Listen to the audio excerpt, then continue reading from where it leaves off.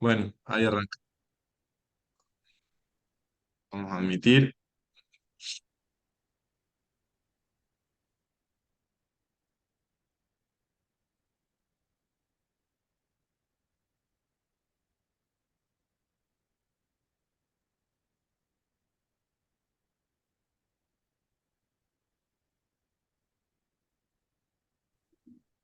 Vamos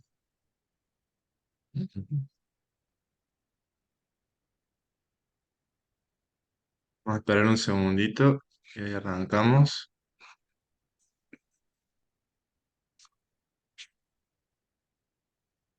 Que se terminen de conectar, sí.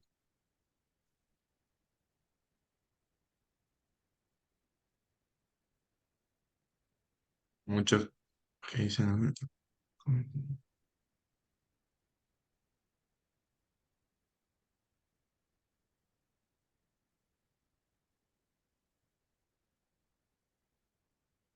Bueno, quedan unos cuantos que conecten el audio, pero vamos a ir arrancando. ¿Cómo les va? ¿Qué tal? Buenas tardes. Bueno, hoy vamos a tener una clase sobre diabetes. Nos va a acompañar el doctor Alejandro Daín. El doctor es doctor en medicina y cirugía, es especialista en diabetes y nutrición y experto en diabetes y coordina la maestría de nutrición y diabetes en la Universidad Católica, además de docente universitario y es miembro del Comité de Innovación y Farmacología de la SAT. Así que bueno, muchas gracias por aceptar la invitación, Ale.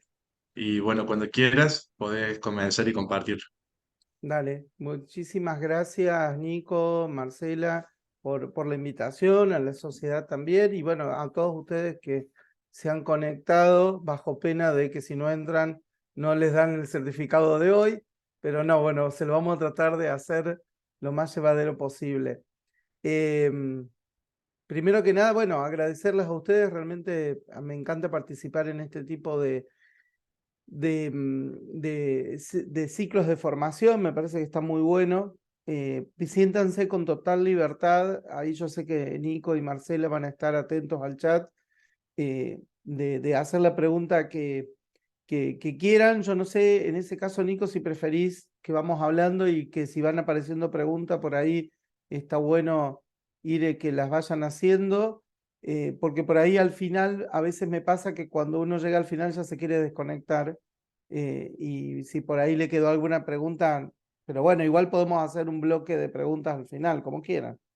Yo Sí, como realmente quieras vos, si querés, vamos avisándote las preguntas y vos nos decís qué te parece el Dale, momento. dale, dale. ¿Mm? Me parece que por ahí está bueno cuando surge la pregunta, háganla, y la suben en el chat si quieren y ahí ustedes la leen y la conversamos. Yo lo que, en base al programa que me pasaste, yo lo que intenté hacer fue orientar un poco. Me parece que es interesante mostrarles un poco hoy cómo estamos pensando la diabetes o cómo intentamos pensar la diabetes desde nuestra especialidad de cara a estos años, de cara al futuro, qué es lo que nos preocupa, cuál es la visión personal que tengo con respecto a esto, que en donde nos encontramos muy cerquitas de ustedes, aunque por ahí al principio nos veíamos medio raros unos con otros, hoy creo que es importante que empecemos a trabajar realmente codo a codo. Habrá que sumar en próximos años a los nefrólogos también.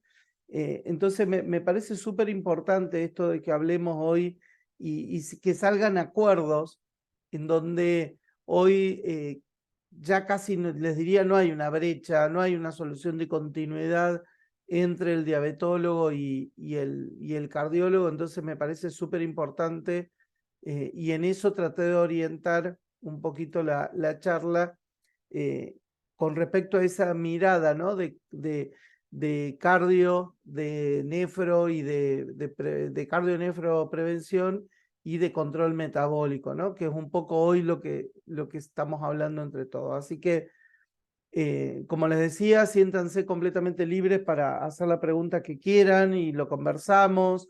Si tenemos que salir un poco de lo armado, para hablar de algún caso clínico que ustedes quieran proponer o preguntar, por favor, siéntanse libres con eso. Igual yo después, si quieren, les paso el PDF de la charla no tengo ningún problema con eso. O sea que si queda algo de lo teórico, mejor ir por lo práctico, ¿no? Bueno, para esta presentación no tengo conflictos de interés.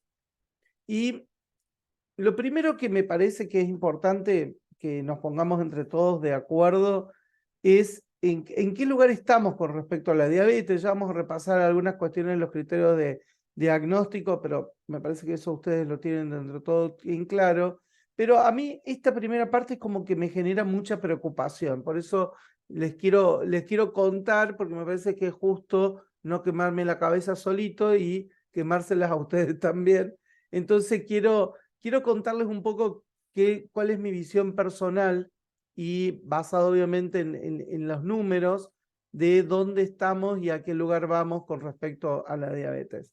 Y en eso me parece que hay 3 ítems que me parecen fundamentales. Uno, hay un verdadero aumento de la incidencia y prevalencia de la enfermedad con un aumento de casos importante, y ahora lo voy a mostrar en edades cada vez más tempranas, lo cual hace que sea un verdadero reto el tratamiento de hoy de las personas con diabetes, porque inclusive, y esto ustedes lo saben bien, en personas tan jóvenes con diabetes, estamos hablando siempre de diabetes tipo 2, no tenemos estudios digamos, de efectividad y eficiencia de todas estas drogas cardioprotectoras. Los estudios en personas jóvenes, tanto como en personas muy adultas, son muy poquitos, entonces la representación de ellos en esos estudios.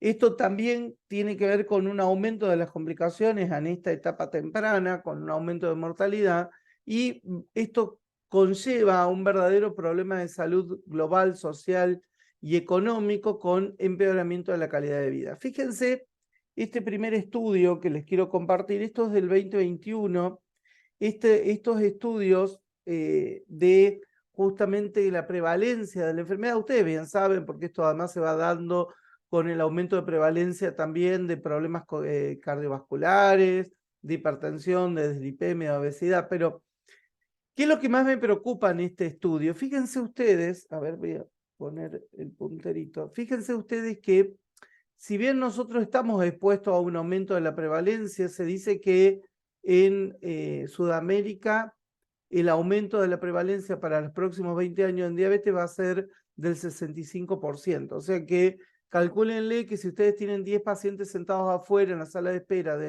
con diabetes y algún problema cardiovascular, para los próximos 20 años que van a estar trabajando, les tengo que dar esa mala noticia, van a seguir trabajando en los próximos 20 años, van a tener 16 pacientes sentados y los van a tener que atender en el mismo tiempo que hoy atienden a 10.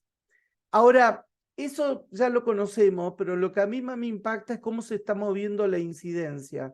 Este fenómeno en las patologías crónicas se conoce también como fenómeno de transición fenotípica o de quiebre fenotípico, que me parece muy interesante el nombre, porque miren ustedes lo que está sucediendo entre el score de 1990 y el de ahora, los cortes, cómo empiezan a irse a edades más tempranas y empezamos a ver un gran número de pacientes antes de los 40, 45 años que empiezan a tener diabetes tipo 2, los cuales, como decíamos, está subrepresentado en los estudios de cardioprotección, en los estudios con prácticamente todas las drogas, lo cual es un desafío porque básicamente tenemos que preguntarnos qué vamos a hacer con este grupo de personas. Ahora, esto se complica un poquito más y fíjense en este estudio que se llama SEARCH, que se publicó el año pasado sobre justamente diabetes en etapas tempranas de la vida.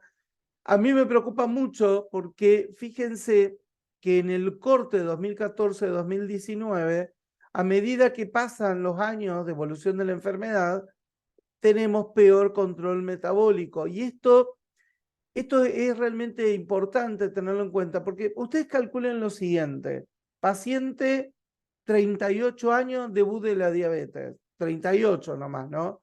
A los 10 años tiene 48, o sea, la persona no llegó a los 50 años, tiene un control metabólico aproximado con una glicosilada de 10, o sea, muy mal control metabólico, larga evolución de la enfermedad, ya con más de 10 años de la enfermedad podemos decir que tiene un riesgo cardiometabólico alto y todavía no llegó a los 50 años. O sea que para la jubilación todavía le faltan más de 20, tenemos pérdida de la actividad laboral, o sea que realmente la situación es muy importante tenerla en cuenta porque se va cada vez complicando más. Fíjense en este estudio de NANES, ustedes seguramente lo han leído también, este estudio de enfermeras americanas que todo el tiempo nos dan datos súper interesantes. Yo extraje esta partecita. Fíjense que en el gráfico de arriba tenemos el número de medicamentos hipoglucemiantes, abajo el de los medicamentos para la presión arterial. En azul, pacientes no tratados, y después ustedes ven 1, 2 y 3 medicamentos. Ahora, si ustedes vienen acá en la parte general, en la última corte que se extrajo hasta el 2018, vemos que casi un 20% de las personas con diabetes no reciben tratamiento, el 40% recibe solo una medicación y a partir de ahí el 30 y pico por ciento recibe entre 2 y 3. Esto es recontra preocupante porque claramente no estamos entendiendo la fisiopatogenia de la enfermedad, no estamos entendiendo la epidemiología de la enfermedad, pero para nada, porque en esto ustedes por suerte lo tienen más en claro hace muchos años, en donde vienen combinando medicación antihipertensiva para poder trabajar sobre los distintos mecanismos fisiopatogénicos. A los diabetólogos estas noticias siempre nos llegan tarde, por eso ustedes han incorporado medicamentos hipoglucemiantes mucho antes que nosotros como cardioprotectores. Fíjense, esto realmente para tenerlo en cuenta, ¿no? Porque hoy no medicar, por ejemplo, decir que la dieta y la actividad física va a ser suficiente para parar una cascada fisiopatogénica en diabetes es un error totalmente sideral, les voy diciendo. No existen los estudios que se hicieron como el ADOPT en lo que tiene que ver con cambio de estilo de vida, el Lucas-Head, que mostraron una total caída de la efectividad de bajar solo de peso y de hacer actividad física, no alcanzan. Una sola medicación no alcanza. Hay un montón de estudios que tenemos hoy sabiendo de que esto nos va a llevar al fracaso en 3, 4 años de los pacientes con un empeoramiento del control metabólico. Entonces, realmente esto me parece importante que empiece a cambiar algunos paradigmas. Fíjense por qué me preocupa también todo esto. Este estudio es un estudio de este año, publicado en Lancet. Miren ustedes, cuanto antes hacemos el diagnóstico en relación a la edad de las personas, o sea, antes de los 40 que les contaba yo, la expectativa de vida se reduce muchísimo más. En estos pacientes, fíjense, antes de los 40, hombres, prácticamente 15 años menos de vida. Mujeres, casi de entre 16 y 17 años menos de vida. Cuando van a la causa de mortalidad, las enfermedades cardiovasculares al tope, tanto en hombres como en mujeres, y esto no es menor. Tenemos más enfermedad, más mortalidad global, pero mucha más mortalidad cardiovascular. En edades más tempranas, cuando se hace el diagnóstico. Entonces uno cree de que porque lo diagnosticamos a los 35, a los 37, bueno, no te tenés que preocupar, baja de peso, toma un poquito de metformina, ya va a ir bajando la insulinoresistencia. Guarda porque es una gran mentira, le estamos mintiendo a nuestros pacientes, eso no es así. La gente se va a morir antes y se va a morir probablemente de alguna causa cardiovascular. Así que tengamos esto en cuenta. Fíjense ustedes este estudio es parte del estudio Today, que es un estudio de análisis de diabetes en personas jóvenes, diabetes tipo 2. Miren ustedes, complicaciones y patologías asociadas como hipertensión, enfermedad renal, dilipemia y neuropatía. Miren ustedes la incidencia acumulada en personas jóvenes. Estamos hablando de realmente incidencia acumulada importante. Cuando lo juntamos a todo vemos que se potencia y el tiempo del comienzo de la complicación microvascular, fíjense ustedes, a 3 años del comienzo de la enfermedad en personas jóvenes ya tienen 2. 3 años estamos hablando, ¿no? Y se agrega la tercera al poquito tiempo. Entonces, me parece que no tenemos tiempo para perder, creo que hay que ponerse las pilas, hay que salir a hacer campañas de prevención. Cada vez nosotros tenemos menos tiempo para las campañas de prevención primaria y ya tenemos pacientes en donde estamos haciendo prevención secundaria porque debuta, por ejemplo, miren, les cuento cortito, el otro día un paciente, 38 años, debut de diabetes, microalbuminuria. Me dice un colega, bueno, pero en realidad porque está glucotóxico tiene microalbuminuria. No, le digo, tiene microalbuminuria porque tiene lesión renal. No es glucotoxicidad. Guarda con ese tipo de cosas. Que yo mejore la glucosa y mejora la complicación microvascular, por supuesto que va a mejorar. Pero si ya debuta, como puede debutar el 30% de las personas con diabetes, con una alteración renal, ese paciente tiene alto riesgo vascular. Entonces, es importante que le empecemos a poner el nombre a las cosas como corresponden. Fíjense este estudio de costos, ¿no? Porque hablamos de costos, de gastos en salud, hablamos mucho de esto y esto como para pelearnos un poco con nuestros amigos auditores. Fíjense, este es un estudio publicado en British Medical Journal hace un par de años, pero ¿qué quiero mostrarles? Miren en Argentina, en tanto en lo que tiene que ver con los datos mixtos como los datos dados por proveedores de salud. Y lo más importante de esto, que cuánto gastamos en medicamentos, cuánto gastamos en realidad, cuánto gasta una obra social en el medicamento, y prácticamente nada. Fíjense que cuando uno extrae los datos de Argentina, la mayor cantidad del gasto en salud se lo lleva a la internación en los procedimientos hospitalarios. ¿Sí? La insuficiencia cardíaca, el colocar un stent, el revascularizar una pierna, una neumonía en un paciente con mal control metabólico, etcétera. En cambio, la medicación, miren, quedó chiquitita ahí. O sea, claramente tenemos que empezar a cambiar nuestro método de distribución de gastos, ¿no? Entonces, hasta acá, para hacer un resumen, situación actual en diabetes, recuerden un aumento en prevalencia, incidencia y complicaciones a etapas más tempranas. Las complicaciones cardíacas y renales son las principales causas de muerte y de enfermedad. Hablando con un nefrólogo amigo me decía, hoy la gran deuda mecanística en diabetes tiene que ver con lo microvascular no resuelto, entre ellos la enfermedad renal y la insuficiencia cardíaca.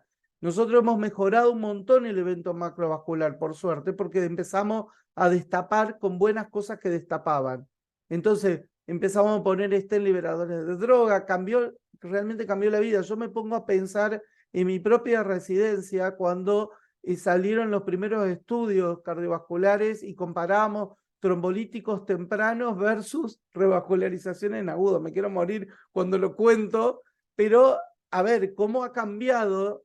Tampoco es que soy tan viejo, en muy poco tiempo cambió muchísimo lo que vemos hoy. Entonces, esto es importante tenerlo en cuenta, pero todavía nos queda gente que se sigue muriendo y se muere mucha gente porque tenemos muchos pacientes. Entonces hay que avanzar un poquito en esto, ¿no? Como soluciones, pensar en prevención, como hablábamos recién, y pensando en la diabetes como una enfermedad realmente multifactorial, con muchísimos eventos. Hoy por lo menos reconocemos al menos entre 8 y 9 mecanismos fisiopatogénicos. Piensen si esto lo vamos a poder tratar con un solo remedio, ¿no? O sea que, bueno, basta, ¿no? Empecemos a liberarnos de la santa metformina, porque pareciera que no podemos hacer nada sin ponerle metformina al paciente. Se puede, es muy linda la metformina, a mí me encanta, pero no bajo un solo infarto. Así que empecemos a pensar de una manera un poquito más práctica en todo esto, ¿no? Así que recalculemos nuestra brújula, nuestro GPS, porque claramente la situación empieza a agravarse, lo hablábamos recién con Marcela y con Nicolás. Si hoy yo tengo que derivarles un paciente a ustedes, si no les pido por favor que me lo atiendan, el paciente tiene a 2 meses como poco, la demora para una consulta, 2, 3 meses. Lo mismo pasa al revés. Entonces, claramente, esta situación, gente, nos va a desbordar, ya nos está desbordando.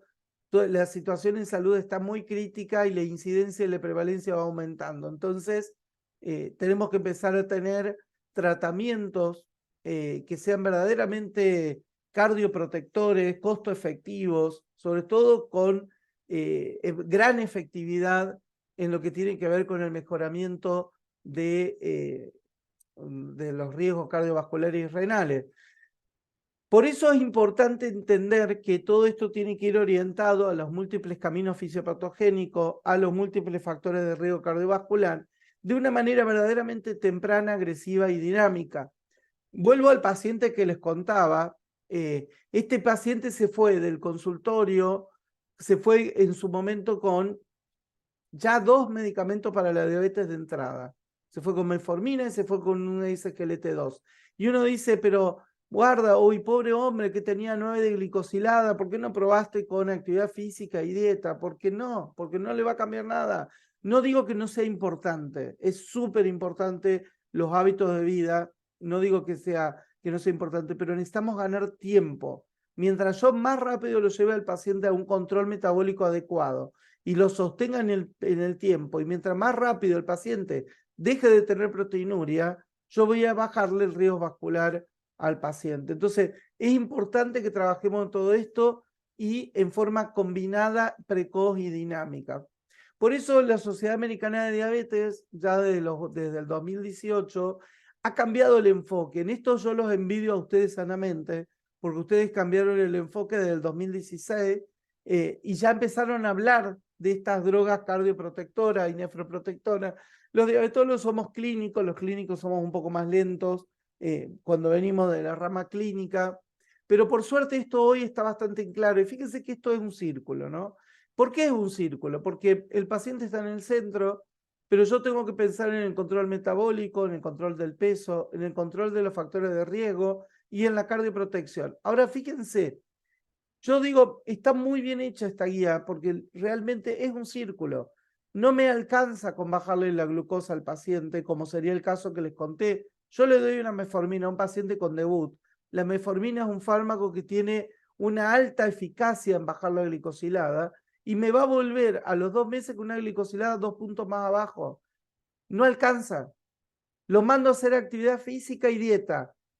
Baja 8 kilos. No me alcanza. Le controlo la presión arterial y le controlo que no fume. No alcanza. Si yo no llego a cumplir la meta de protección cardiorrenal y vuelvo a hacer todo el círculo, esto no me va a alcanzar y el riesgo residual va a ser demasiado alto igual. Y el paciente se va a infartar igual. Lo peor de todo, que inclusive, ¿saben cuánto es el porcentaje en que logramos estas 3 cosas juntas? Menos del 30%. O sea que esto está bien publicado y ustedes lo conocen. Entonces dejemos las mentiras para otro momento, dejemos la falacia para otro momento y empecemos a tratar de buscar las 4 cosas. Entonces acá me preguntan muchos colegas, uy, pero entonces le tengo que dar como 6 remedios. Sí, le tenés que dar como 6 remedios.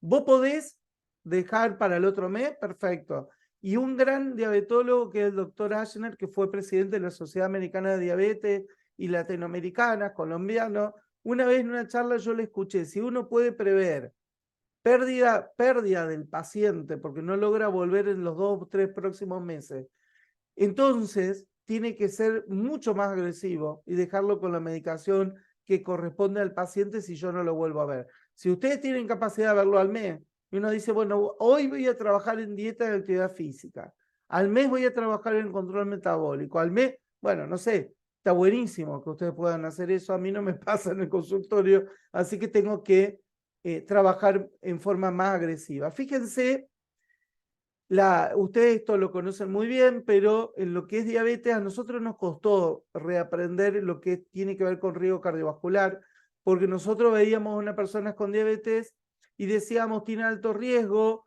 porque la diabetes es un equivalente coronario, decíamos, ¿no? O sea que si la coronaria no está tapada, el paciente no tiene alto riesgo. Ese era nuestro circuito de pensamiento, ¿no? Decíamos, el paciente es un equivalente coronario, pero si no tiene lesión trombótica en coronaria o en carótida o en miembros inferiores, no tenía un riesgo alto. Hoy nos damos cuenta que un paciente de riesgo moderado es aquel paciente que tiene menos de 50 años o menos de 10 años de la enfermedad.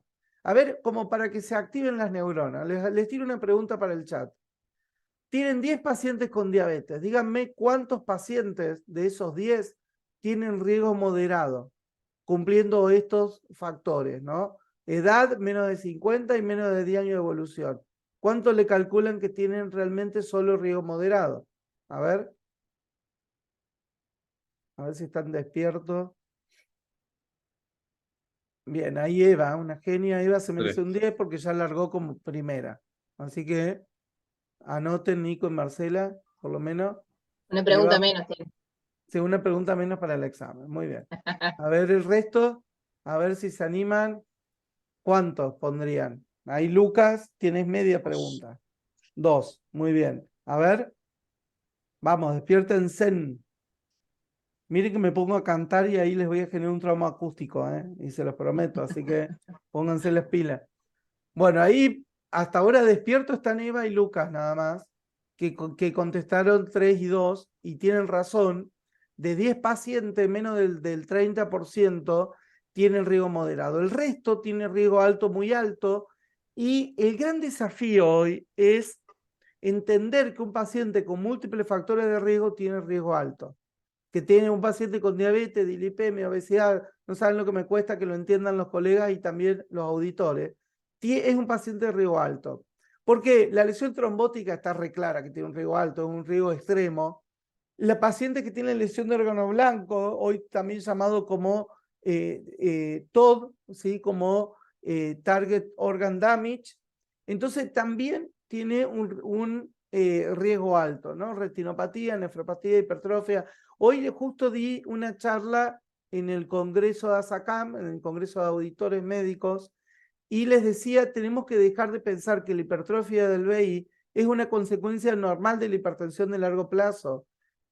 Seguimos hablando y seguimos diciéndole a nuestros pacientes giladas, porque agarramos y le decimos al paciente, un poquito de glucosa no te hace mal, 8 de glicosilada está ok, levantarte con 160 está muy bien, tener un poquito de proteinuria después de 20 años de diabetes está normal, tener hipertrofia del BI es normal. No, no es normal. Que sea una adaptación puede ser, pero es una adaptación fisiopatogénica, ¿no? Entonces es importante empezar a trabajar. Y este estudio Capture que yo les puse acá, en lo cual Argentina también colaboró, nos permitió ver cuántos pacientes en realidad tenemos con alto riesgo entre nuestros pacientes diabéticos. Y como les decía, el 80% tiene muy alto riesgo, el 60% tiene múltiples factores de riesgo y no tuvo evento trombótico, el 40% sí tuvo evento trombótico, o sea que guarda con eso, y el 30% de esos pacientes debutan con daño renal. O sea que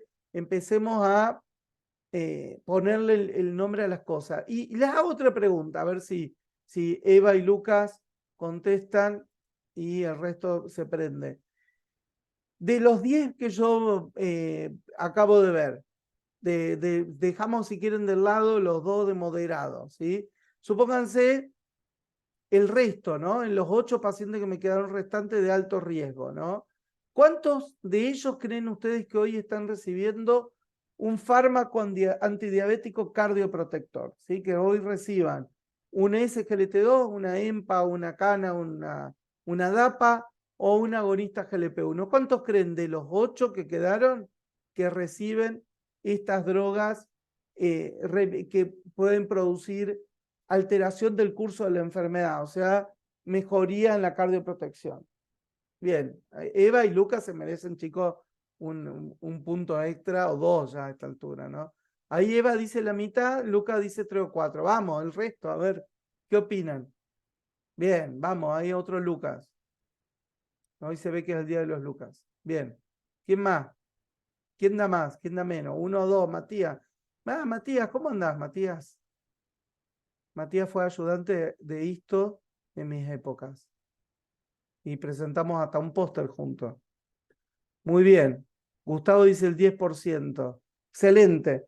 Bueno, tienen razón, realmente reciben 1 a 2, 3 pacientes, muy poquito. ¿Y cuántos creen que lo siguen usando al año de esos que recibieron?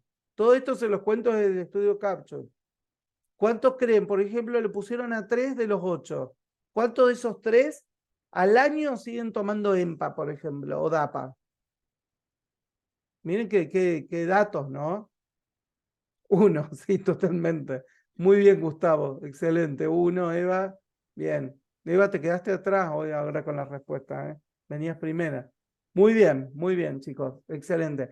Es un gran problema esto de lo que hablábamos porque, fíjense, claramente hay un tema obviamente económico también, pero para mí no es solo un tema económico, hay un tema de convencimiento de nosotros. Fíjense que todas las últimas guías, acá ustedes se ven representados, tienen varias de sus guías acá, tanto de diabetes cardiológica, renales, coinciden en lo mismo. Inicio temprano, combinación de entrada, agresivo sobre los targets y con ajustes dinámicos. Entonces, resumiendo hasta acá, tenemos que hacer diagnóstico precoz de diabetes, determinando grupo de riesgo, lo cual es muy complejo. Ustedes saben que en Argentina tenemos, según las últimas encuestas, factores de riesgo, más del 12% de disglucemia, 12%. O sea que vayan calculándole que tenemos más de 4 millones de personas con diabetes, de las cuales la mitad no saben que tienen diabetes, y de las personas que tienen diabetes, solo alcanzan objetivos del 30%. O sea que, chicos, vayan comprándose un kit de hemodinamia, porque vamos a necesitar sus manos para destapar muchos infartos en los próximos años, y si tienen un corazón que les sobre, así hacemos algún trasplante, nos va a venir muy bien. Así que hay que trabajar con esto. Diagnóstico precoz del riesgo cardiovascular, fundamental. Establecer, como dijimos, objetivos combinados y monitorear, obviamente, la evolución de los pacientes. Diagnóstico de diabetes, ustedes deben haber visto las últimas guías publicadas de cardiología, que es lo último que tenemos, y me encantaron, están súper bien. Mi única crítica a los cardiólogos que hicieron esta guía, déjense de joder con el riesgo bajo en diabetes, porque me hacen confundir a los médicos.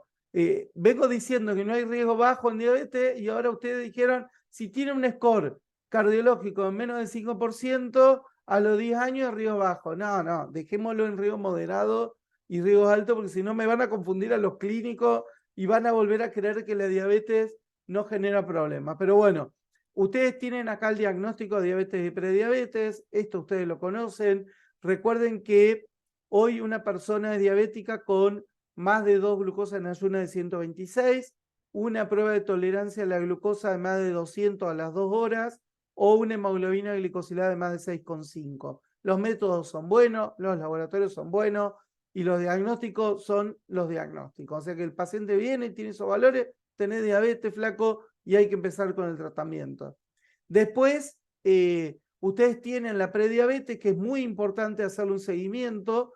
La prediabetes va a ir entre 100 y 126 con la glucosa en ayuna, una prueba de tolerancia de la glucosa entre 140 y 200 y una hemoglobina glicosilada entre 5,7 y 6,4. O sea que ahí tienen ustedes constituido el grupo de prediabetes. Ay, no, bueno, a los prediabéticos le vamos a decir que hagan dieta nada más.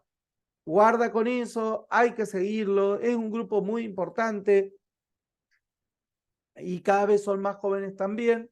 Estamos menos de acuerdo en prediabetes qué hacer, si le damos metformina, que está completamente avalado ya para prediabetes, si le hacemos hacer una dieta muy estricta, baja en carbohidratos, también puede ser, bueno, lo que fuere, pero hay que seguirlos a estos pacientes para evitar que lleguen a diabetes o que demoren un poco más de años en llegar a diabetes. ¿Cuáles son los objetivos?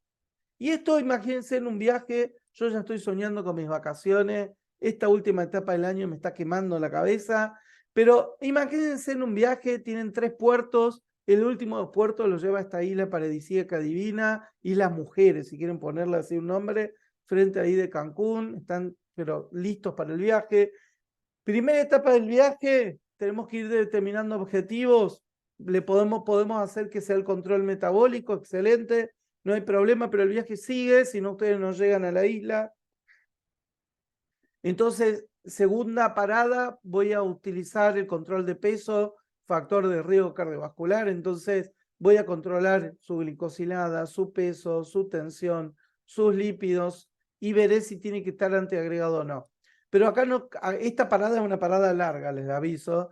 sirve para ir al baño, comer algo, ¿sí? Sacar un par de fotos porque nos va a llevar un poquito de tiempo lograr todo esto, pero para llegar a la isla, la tercera parada es la de prevención cardiovascular y renal, para justamente prevenir eventos y sobre todo para disminuir mortalidad. Entonces, no demos vuelta, lo que queremos lograr es que la gente viva un poco mejor y que además se muera menos. Para eso necesitamos llegar a la tercera parada, ¿no? Esto tengámoslo en claro. Por eso, verdaderamente es un enfoque multifactorial, todo esto lo vimos recién, pero no nos olvidemos que estamos buscando todo lo que tiene que ver con el control metabólico, con control de peso, con control de factores de riesgo, con control con prevención cardio y nefroprotección. Así que claramente vemos hacia dónde tenemos que apuntar nuestros esfuerzos. Y fíjense esto lo que les decía, ¿no? Este artículo me encantó, es un artículo publicado en una revista Cardiovascular Diabetology, me encantó, ¿sí? Así que claramente ahí tenemos que apuntar.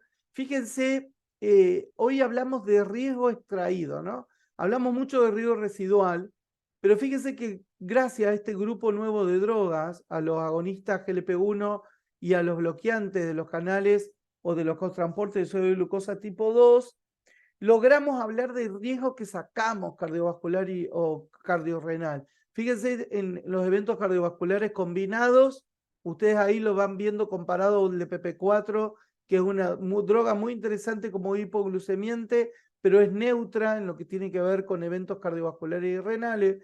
Miren ustedes lo que ha sucedido con el riesgo removido, que es el que ustedes ven en verde, en eventos renales. Realmente los SGLT2 nos cachetearon con la realidad de una manera casi, les diría, insospechada, porque cuando esto surgió como una evaluación de seguridad cardiovascular que pidió el FDA 2016 en Parrel, nos cacheteó porque vimos datos que nunca pensamos que íbamos a ver. Ahí nomás los cardiólogos sacaron los baberos, les encantó estos datos. Y bueno, de hecho están presentando en estos días el delivery en Argentina, así que impresionante. Y fíjese los datos en insuficiencia cardíaca, ¿no? Nadie mejor que ustedes entienden el impacto de este grupo de drogas en bajar el riesgo de insuficiencia cardíaca. Fíjese, este trabajo es una revisión y un metaanálisis muy interesante, es de descarga gratuita de British Medical Journal, tienen todas las drogas de diabetes, algunas nuevas que ya les voy a contar, pero en verde son aquellas que son las más eficaces para reducir el riesgo cardiovascular y el riesgo renal. Y les da la cantidad de pacientes en NNT, lo cual a mí siempre me parece muy gráfico, les dice inclusive lo positivo, les dice también los efectos adversos, pero miren ustedes con más detalle, realmente cuando nosotros vemos esto, ¿no? Disminución de mortalidad por toda la causa. Eso es impresionante, ¿no? Porque uno ve muerte cardiovascular, infarto fatal, no fatal, ACV, etcétera, pero piensen en mortalidad global. Pacientes que se van a morir menos de cáncer y de otras causas, ¿no? Estamos hablando de causas globales, ¿no? Y esto es interesante en lo que tiene que ver con SGLT2 y GLP-1. Hablábamos hace un rato, cuando recién entramos, de la finerenona. Creo que nos va a traer bastante datos interesantes en los próximos años, pero fíjense todos los distintos ítems, ¿no? Infarto no fatales, y admisión por insuficiencia cardíaca. Esto a mí me quema la cabeza, lo que tiene que ver con nefroprotección me parece impresionante, lo que estamos hablando en NNT hoy, en lo que tiene que ver con nefroprotección. Y en esto, fíjense, vemos acá la reducción del riesgo relativo en todas las causas, en todos los ítems que vimos recién en el NT, y esto es lo que hablábamos recién, ¿no? 40% prácticamente de reducción de los mares, de los eventos renales combinados, y dentro de los mares, una de las cosas que a mí más me impresiona siempre es la disminución de la tasa de declinación de filtrado. Ustedes vieron que nosotros estamos mal chipeados con el riñón. Cuando el riñón se enloquece, chipea mal. Y en vez de hacer perder menos de 1 mililitro minutos por año a partir de los 50, 55 años, cuando el paciente diabético pierde más de 2 mililitros, más de 3 mililitros, más de 4 mililitros. Y tener una droga que lo reduzca a la mitad, me parece que es interesantísimo. Yo creo que los SGLT2 deberían venir en la crema Vichy o en el agua, ¿sí? Un agua saborizada con SGLT2. No me van a decir que no se tomarían un bidón de agua con un SGLT2 diluido adentro. Olvídense, yo me lo tomaría. Los agonistas GLP-1, muy interesante, inclusive hoy hay estudios también en insuficiencia cardíaca que estuve leyendo, los estudios de nefroprotección, lamentablemente solo reducción de albuminuria, pero también no deja de ser importante, y lo que tiene que ver con múltiples factores de riesgo, ¿no? Otros aspectos que me parecen importantes de tenerlos en cuenta, no se olviden que hay que seguir viendo el resto del territorio vascular. Esto es fundamental, ¿no? O sea, que un paciente que ustedes vean o que veamos nosotros, hay que pedirle el fondo de ojo, hay que pedirle una OST, no nos quedemos solo con el fondo de ojo, le rompamos la bola al oftalmólogo para que lo estudie un poquito más. Por ahí me mandan unos informes de fondo de ojo tan tristes, ¿no? Porque ponen el nombre del paciente, por suerte ponen el nombre del paciente, pero ponen el nombre del paciente, diagnóstico de diabetes normal. Yo digo, ¿qué será normal? ¿Cómo lo interpretará la palabra normal? Un paciente de más de 15 años de diabetes, no te creo nada que me estás diciendo normal, porque quiere decir que no lo viste. No hay forma que tenga placas en la carótida, que tenga un score de calcio elevado y la retina normal. No me jodan. Entonces, eso es importante que empecemos a hinchar un poquito más, musculatura periférica, obviamente, hay que ver el tema de las piernas, trastornos neuropáticos también, y guarda con los deterioros cognitivos. Se los agregué a esto porque cada vez lo veo más en los pacientes, y no tan añosos, en los pacientes de menos de 60 años se está empezando a ver mucho deterioro cognitivo, así que le hagamos una valoración neurocognitiva, lo mandemos a un neurólogo que trabaje en esto. Tiene que trabajar en esto el neurólogo, porque si el neurólogo no sospecha ELA, no nos da bola con nada. Entonces, o trata ELA o alguna neuritis transversa que les encanta, no sé por qué causa, les gusta en esa patología, pero lo del deterioro cognitivo es complicado, la alteración de la libido guarda que se ve también un montón y no le damos bolilla, participémoslo a la ginecóloga, al urólogo que haga todo lo que tiene que ver con andropausia o menopausia, y obviamente otras patologías endocrinas asociadas. Entonces, ya para ir un poquito más a los fármacos y contarles 2 o 3 cositas, fíjense, me encantó este nombre. El otro día estuve en un congreso en Bogotá que me invitaron a dar una charla sobre tecnología, y otro médico habló de cardio y nefroprotección, un endocrinólogo y un cardiólogo, me encantó, y dicen, no hay que llamarlos más hipoglucemiantes orales a estas drogas, para que no nos confundan. No son solo drogas que bajan la glucosa, son verdaderas drogas que cambian el curso de la enfermedad. Entonces le tenemos que llamar ADMI, agentes de modificadores de la enfermedad. Entonces me encantó el nombre, creo que sería una buena forma de evitar que los diabetólogos sigan pensando solo en nuestras drogas como hipoglucemiantes. Fíjense, metaanálisis Umbrella, de hace ya un par de años, pero a mí me encantan. ¿Qué nos dicen sobre cardio y nefroprotección estas drogas? Miren que la compara con DPP-4, riego extraíble. Acá tienen ustedes sobre MACE, grandes estudios multicéntricos, IAR no fatal, ACV no fatal, mortalidad cardiovascular global. Miren ustedes cómo empezamos a reducir el riesgo. Acá hablamos de mortalidad global con nefroprotección y hospitalización por insuficiencia cardíaca. Un metaanálisis realmente interesante. Ustedes saben que los metaanálisis o los Umbrella son los que más nos aportan hoy en información. Y esto era lo que les decía, este trabajo, si ustedes tienen tiempo cuando van al baño, lo buscan, así como para ver, en vez de ver videitos de Instagram o TikTok, ponen el trabajo de Mosenson, que es un lujo, porque empiezan a hablar de estas drogas y empiezan a decir a partir del 2021 en las recomendaciones de ADA, dice, en la actualidad el tratamiento de las personas con diabetes de alto o muy alto riesgo debe incorporar ADMI, debe incorporar medicamentos, ellos le llamaron Disease Modifying Drug, porque verdaderamente salen del grupo de los hipoglucemiantes, ¿no? Y entonces, fíjense, estoy con el tema del barco. Claramente me quiero ir a la miércoles, claramente me quiero ir de vacaciones, estoy con la onda barco, pero miren que estuve peleándome con mi sobrino para que me diera uno de sus barquitos.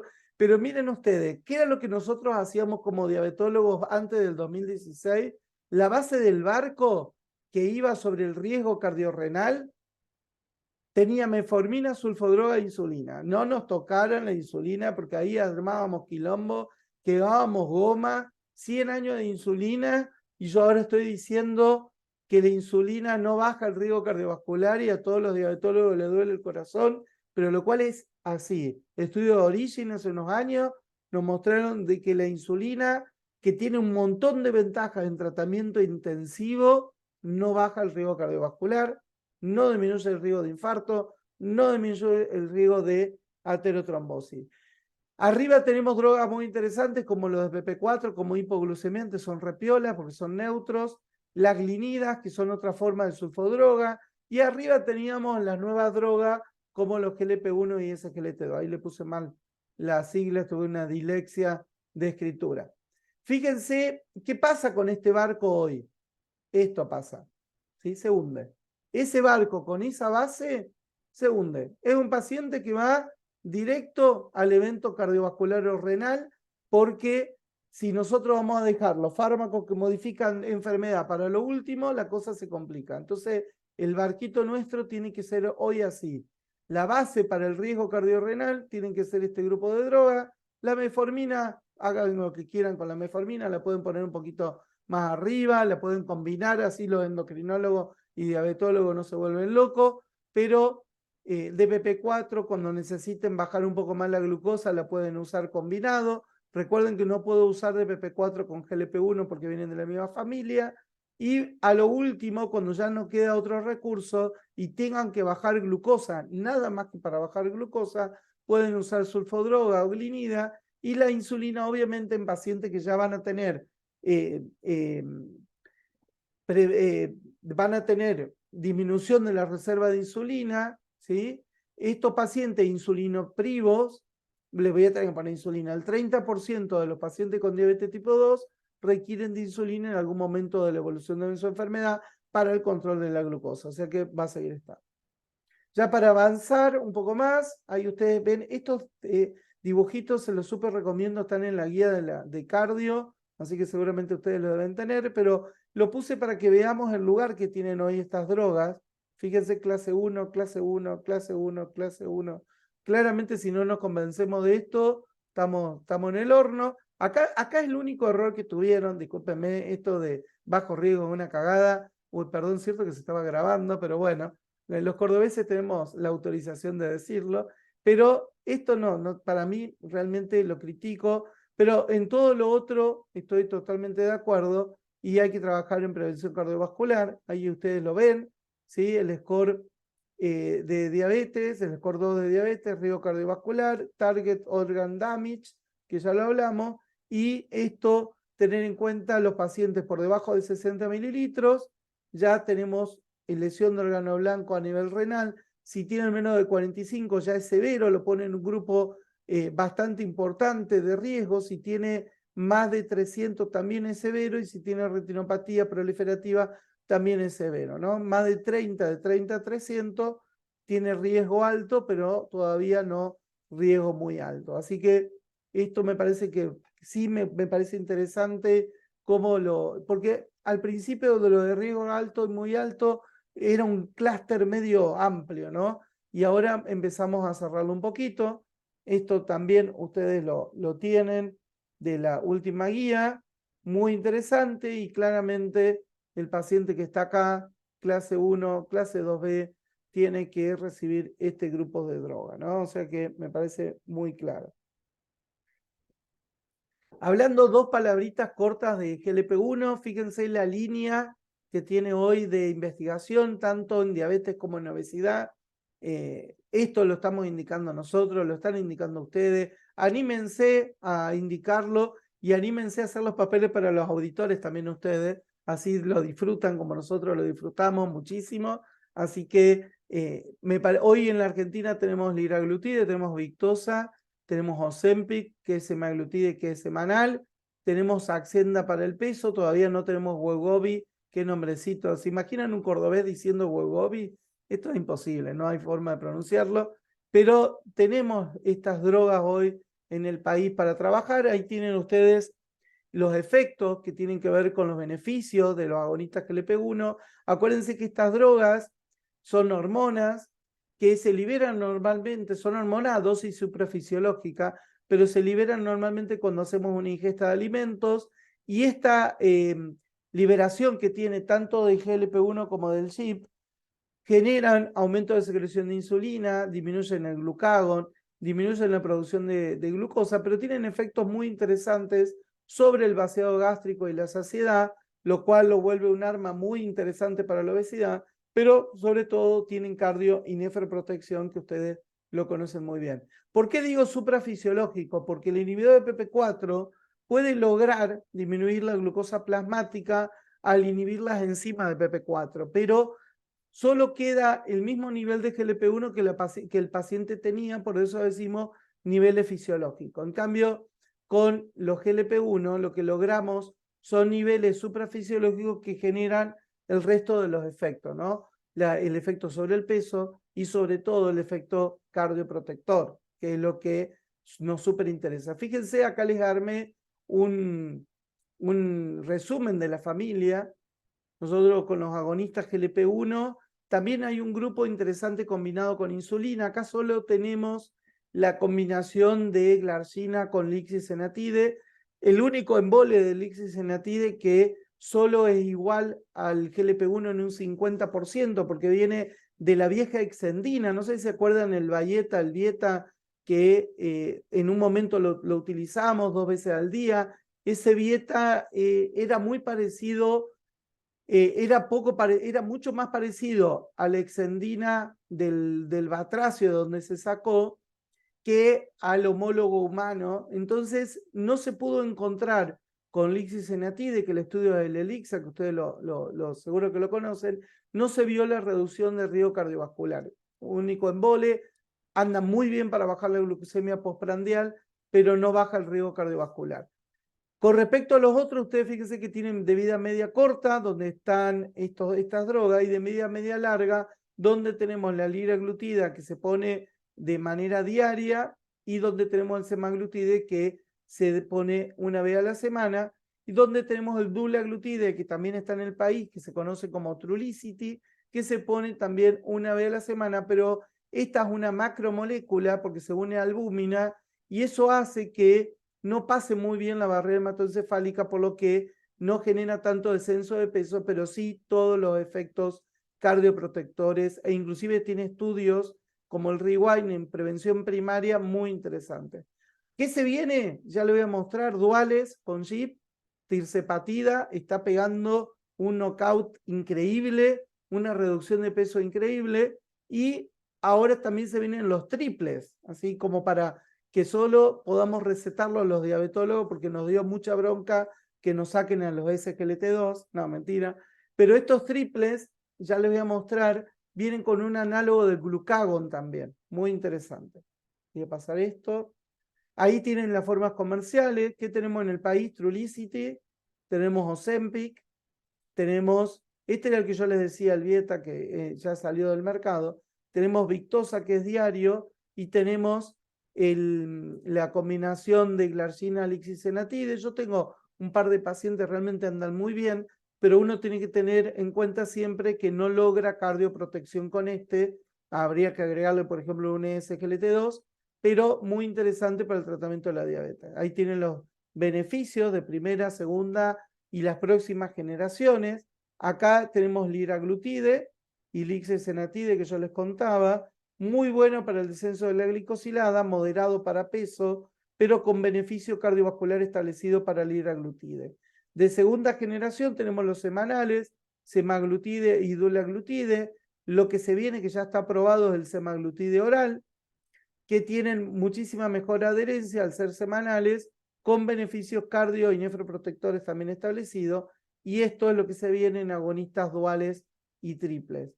Esto es con respecto a la combinación. Recuérdense que no los puedo dar con DPP4, si lo voy a dar con una sulfodroga, con insulina, tengo que reducir las dosis porque puedo tener hipoglucemia, y con estas otras tres no tengo ningún problema en darlos. A ustedes los resultados, un poco ya se los mostré, pero acá tienen el resumen de todos los estudios, ELIXA, LEADER, REWIND. Este es el de dulaglutide, que metió pacientes con menos riesgo cardiovascular, no eran trombóticos, por lo cual les dio un número un poquito menor, pero lo amplió a prevención primaria. Esto es interesante. Este es el de SEMA oral, este es el de SEMA endovenoso, que obviamente muestra realmente una reducción interesante, y este es el liraglutida. Y acá tienen los distintos metaanálisis, estos extraídos individuales y estos metaanálisis con el comportamiento global. Fíjense qué interesante en lo que tiene que ver con cardioprotección. Estudio LEADER 2016, otro que nos quemó la cabeza que fue el inicio, y el estudio que dijimos de semaglutide con sema oral, Pioneer con sema oral y sema subcutánea con la reducción de riesgo cardiovascular. Con respecto a los SGLT2, tenemos que el mecanismo de acción se centra en la glucosuria, en la natriuresis y en el cambio del rendimiento energético. No voy a entrar en detalle acá, si alguien tiene alguna pregunta me hace, no hay ningún problema, pero ustedes lo conocen. Esto es interesantísimo en su forma de acción. Logro control de la diabetes con un fármaco que tiene una potencia intermedia alta, pero los efectos realmente cardio y nefroprotectores son muy interesantes. Acá tienen algún resumen sobre hoy las acciones sobre la pared endotelial. Cada día se le está encontrando más datos. El otro día leí de esto un trabajo interesantísimo sobre remapeo celular. Esto me quemó la cabeza, no se las quiero quemar completamente hoy, pero digo, muy interesante en lo que tiene que ver con remapping. ¿Qué significa? Que trata de que hoy la célula no va a volver a lo que era. Una célula endotelial, un miocito, etcétera, no va a volver a lo que era, pero sí puede aprender a trabajar de otra manera, energéticamente mejor. Entonces le enseña a la célula esta droga a que se arregle con, por ejemplo, cuerpos cetónicos, con grasa, que use menos oxígeno, como que le dice, mira, a un miocito, por ejemplo, mira, si vos pedís más oxígeno, acá no hay. Yo lo que te puedo dar es esto y arreglátela con esto. Y gastá menos oxígeno. Y eso me parece sumamente interesante en lo que tiene que ver con el remapeo. Ahí tienen ustedes lo que tiene que ver con el cambio de como hipoglucemiante. Acá tienen las drogas, 0.8 de reducción de glicosilada, muy interesante como hipoglucemiante. Estos estudios ustedes lo conocen, pero me gustó porque se los puse así todos juntos. Tienen DAPA-HF, Emperor Reduce, Preserve y Deliver, que se está justo presentando por el laboratorio en forma virtual esta noche también, con algunos colegas de ustedes de Córdoba y de Buenos Aires. Muy interesante todo lo que tiene que ver con la reducción de tanto del objetivo primario como muerte y hospitalización por insuficiencia cardíaca, mortalidad cardiovascular y la hospitalización y mortalidad por todas las causas. Ustedes saben que estos estudios han sido emblemáticos hoy, y escuché hoy a un auditor contándome que en una de las obras sociales, aparentemente empaglifosina ya entraría al 100% para el tratamiento de insuficiencia cardíaca en personas no diabéticas, cosa que me pareció recontra interesante porque amplía un poco la ley, y esto obviamente ustedes lo conocen de la guía de la FAC. Beneficio en pacientes con insuficiencia cardíaca con fracción de eyección reducida, DAPA-HF y Emperor Reduce, y no importa qué filtrado glomerular tengan, ni siquiera si es diabético o no, sabemos que estas drogas tienen persistencia de sus efectos, y de ahí la toma de posición intersocietaria que tenemos. Ahí tienen un resumen, perdón que vaya un poco más rápido, pero no quiero tampoco demorarme con el tiempo. Prefiero que si hay alguna pregunta tengamos unos minutitos para eso. Esto ustedes lo pueden bajar, lo pueden ver. Yo igual le paso a Nico el PDF, no sé si ustedes lo suben en una plataforma o algo de eso, pero No sé, Nico, si Sí, tiene ya un le rato. queda grabado en la clase, Ah, así que bueno. lo pueden ver desde ahí. Bueno, perfecto. La vende acá. Este es un trabajito muy interesante porque habla de todos los fenómenos cardio y nefroprotectores, tanto directos como indirectos. Y esto era lo que les decía, ¿no? Lo del mejoría del rendimiento mitocondrial hace que genere este remapeo de la célula, que hoy me parece uno de los mecanismos más atractivos que tiene todo esto. Y lo que tiene que ver con protección renal, también esto de la toma de posición intersocietaria. Fíjense que acá tenemos los datos de Credence, los datos de DAPA-CKD y los de MBAC Kidney, y los números son, yo creo que hoy un paciente con diabetes que no tenga un SGLT2 deberíamos preguntarnos por qué no, y debe ser al revés, debería ser un standard of care. Hagan lo que quieran, como le dije con la metformina, si la quieren poner, pónganla, pero digo, hoy deberíamos preguntarnos qué paciente no debería tener un ISGLT2 o un GLP-1 en su tratamiento, ¿no? Y ya para terminar y no agotarlos, les muestro lo que se viene en este grupo de drogas. Vamos a tener semaglutide para obesidad que llega hasta 2,4 miligramos. Hoy lo máximo que tenemos de 1. Y traten de no dárselo a los pacientes para obesidad por ahora porque no está entrando al país. Estamos con un problema grande de provisión de semaglutide, así que no la usemos para obesidad. Para obesidad acuérdense que tenemos liraglutide hasta 3 miligramos, que es la que se debe usar en obesidad, para que este nos quede para cardioprotección y tratamiento de diabetes. La forma oral es muy interesante. Van a venir tabletas de 50 y de 100 miligramos. Los estudios como el Pioneer muestran la reducción del riesgo cardiovascular. El único embole con la semaglutide oral es que se tiene que tomar con medio vaso de agua, y tiene que ser medio aparentemente, pero tiene que ser en ayunas y esperar 2 horas para comer y no se puede mezclar con otros medicamentos. Así que yo creo que los pacientes van a seguir eligiendo ponérselo una sola vez a la semana, como me dijo a mí el otro día un paciente. Me parece mucho más práctico que la vía oral, pero bueno, está bueno que haya para todos. ¿Qué se viene? Agonistas duales. Le hemos puesto el chip, que es muy interesante porque aparentemente tiene efectos mayores y ahí va a venir tirzepatide, que se va a llamar Monjaro. Aparentemente el año que viene lo estaría lanzando Lilly acá en el país. Ya se está usando en Estados Unidos, en Europa un montón. Más del 15% de pérdida de peso, gente, increíble. Una cachetada a los cirujanos bariátricos. Así que si ustedes tienen un amigo que es cirujano bariátrico, yo les diría que vayan buscando otras cosas para operar. Seguro que van a encontrar otra cosa para operar, pero lo que se viene realmente es impresionante. Tirzepatide ya lo tienen ustedes para el tratamiento de obesidad. Miren ustedes, cambio a 72 semanas con 15 miligramos de tirzepatide, 20% reducción de peso, 20%. O sea que realmente es una droga que va a venir a cambiar el tratamiento de la diabetes, de la obesidad, próximamente, ¿no? Ahora están con los Surmont, son los estudios de efectividad y están viendo los estudios cardiovasculares, que les va a dar obviamente excelentemente también. Y para quemarnos la cabeza un poquito más, venimos con los agonistas triples, que se les va a sumar el glucagón. Este glucagón sumado lo que le va a dar un muy buen equilibrio dentro del islote. Esto se va a llamar retatrutide, es una droga difícil de pronunciar, les cuento.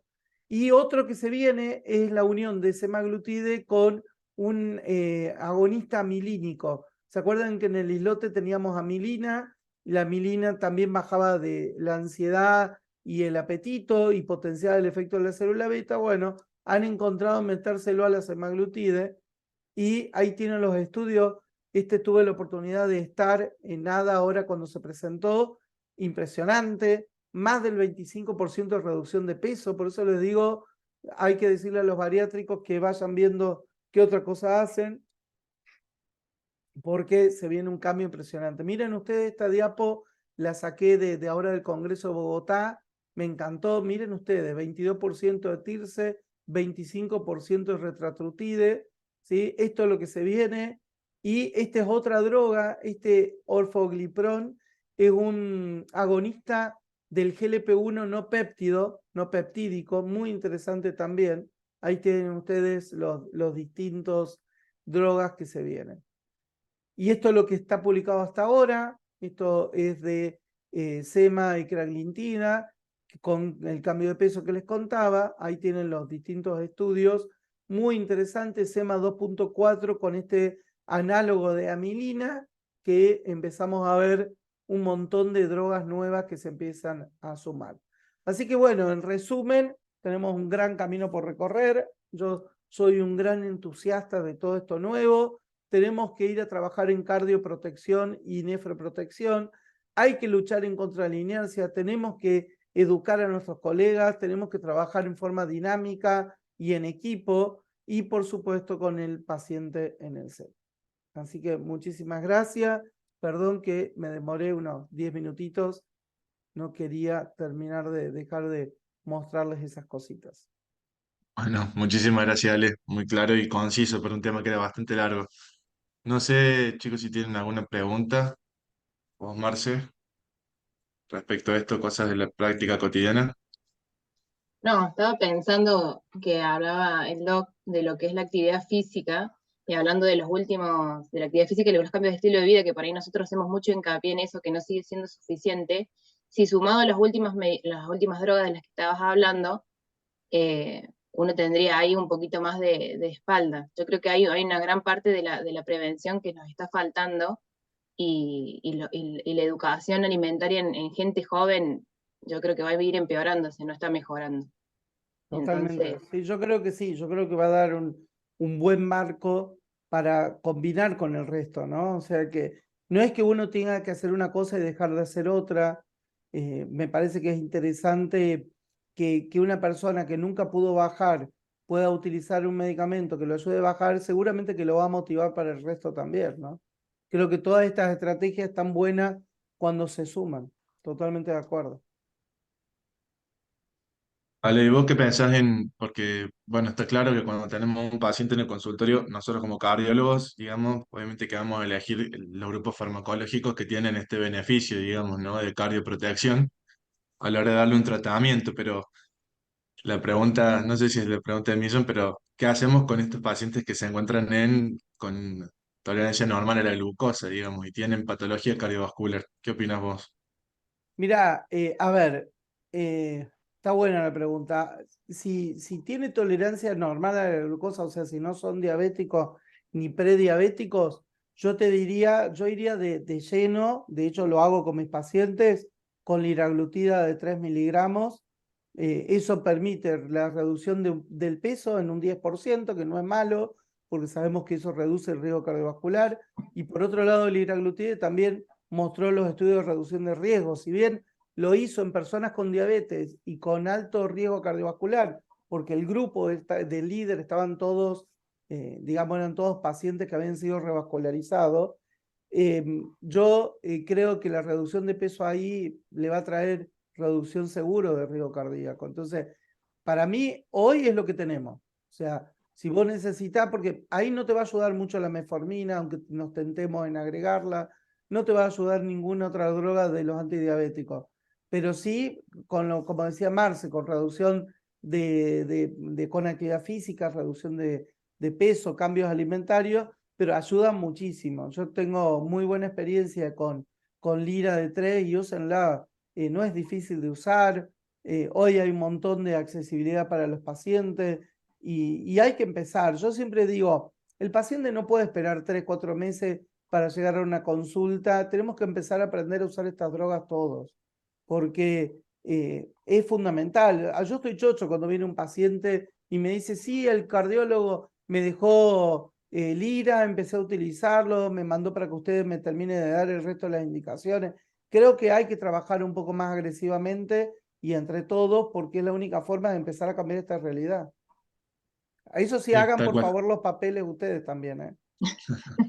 Es lo único que les pido.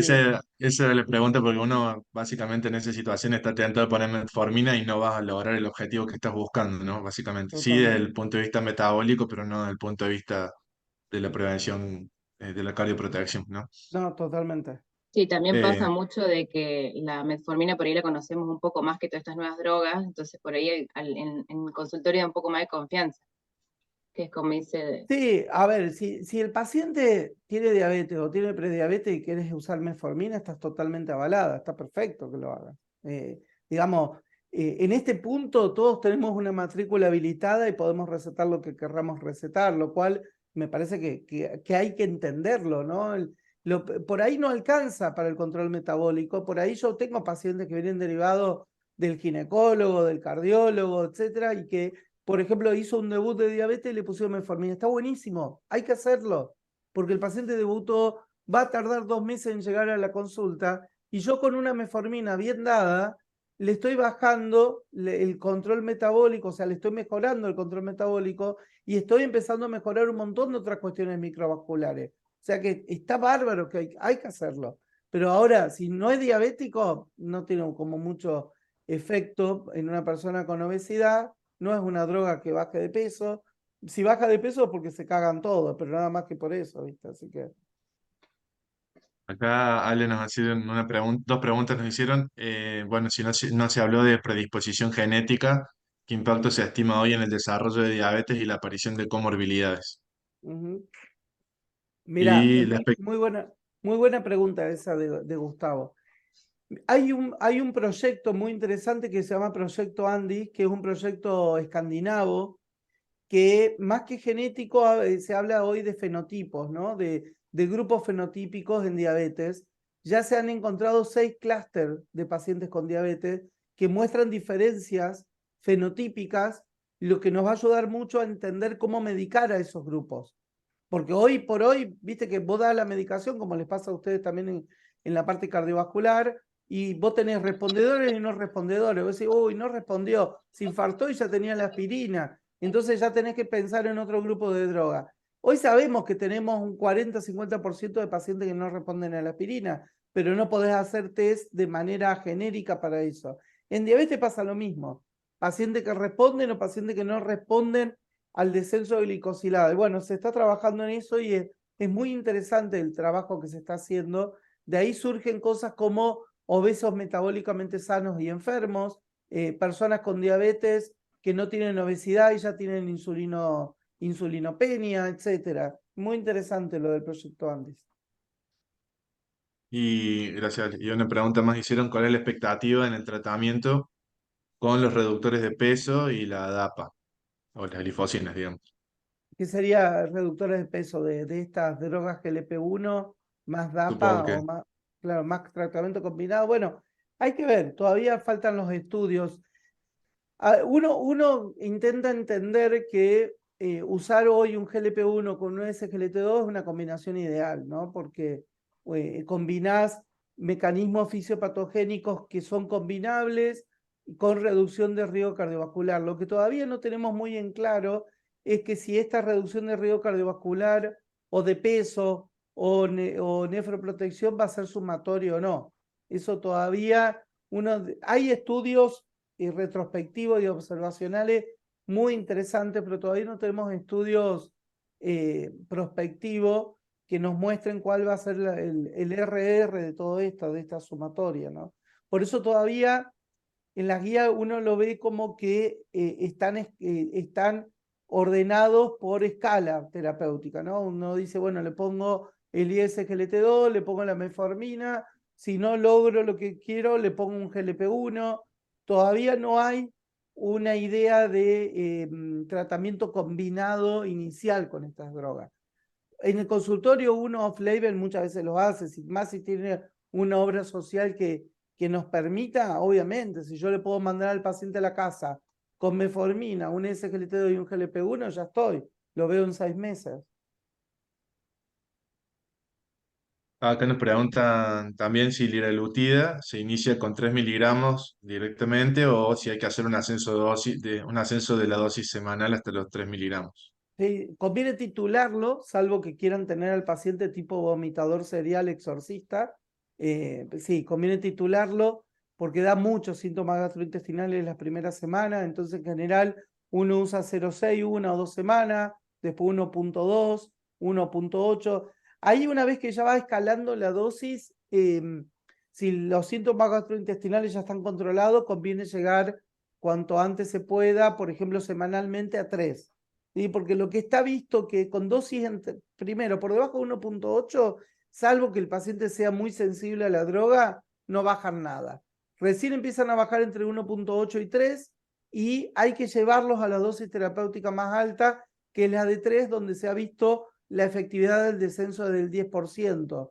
No se ha visto esa efectividad en los estudios con 1.2 o 1.8. A ver, yo tengo pacientes que son resensibles, muy buenos respondedores, vos le ponés la droga y están en 1.2 y bajan un 6-7 kilos. Está bueno, hay que felicitar al paciente, hay que motivarlo, pero hay que saber que hay que llevarlo a 3 igual, porque si no después la curva empieza de vuelta a subir. Bueno, muy bien. No sé, acá hay una pregunta más. No. Nada, un saludo que te decían. Excelente clase. Muy bien, Sí. gracias. Bueno, si no hay más preguntas, ya terminamos por hoy, así que muchísimas gracias, Ale. Y No, bueno, gracias recuerden a que la Gracias. clase ustedes. después queda grabada. Bueno, muchas gracias por la invitación, gente, y bueno, nos estaremos viendo. Está muy bien. Please, hagan su propio formulario de empadronamiento. Es lo único que les pido. No me lo manden para preguntarme qué opino, para que haga el papel. Háganlo ustedes. Así se divierten también. Muchas Ahí está. gracias, nos vemos, hasta Chao, luego. Matías. Chao, Chao, chao. gente. Gracias. Chao, chao.